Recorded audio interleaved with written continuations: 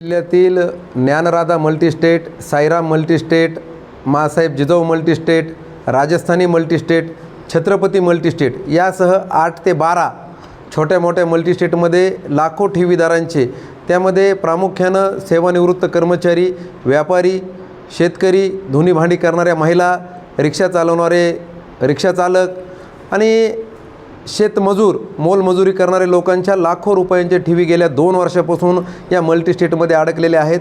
आणि ठेवीदार संघर्ष कृती समितीच्या वतीनं गेल्या 2 वर्षापासून आमरण उपोषण असेल, रास्ता रोको असेल, मोर्चा असेल आणि दस्तूरखुद्द महाराष्ट्र राज्याचे मुख्यमंत्री आदरणीय देवेंद्रजी फडणवीस साहेब, आमच्या बीड जिल्ह्याचे तत्कालीन पालकमंत्री स्वर्गीय अजितदादा पवार साहेब असतील, महाराष्ट्र राज्याचे अप्पर गृहसचिव इक्बालसिंग चहल साहेब असतील, यांच्या प्रमुख उपस्थितीमध्ये मंत्रालयामध्ये अधिवेशन सुरू असताना बैठका झालेल्या आहेत.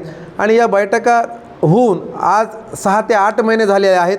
बैठकामध्ये आदेश दिले जातात, परंतु त्या आदेशाची पायमल्ली खाली केली जाते. म्हणजे मुख्यमंत्र्यांनी आदेश देऊनसुद्धा आमच्या ठेवीदाराला आजपर्यंत एक छदामही मिळालेला नाही आहे. आणि ज्या काही प्रॉपर्ट्या ज्ञानराधाच्या संदर्भामध्ये जप्त केलेल्या आहेत, त्या प्रॉपर्ट्यांचा लिलाव कधी होणार, लिलाव का होत नाही, हा आमच्या ठेवीदारासमोर प्रश्न आहे.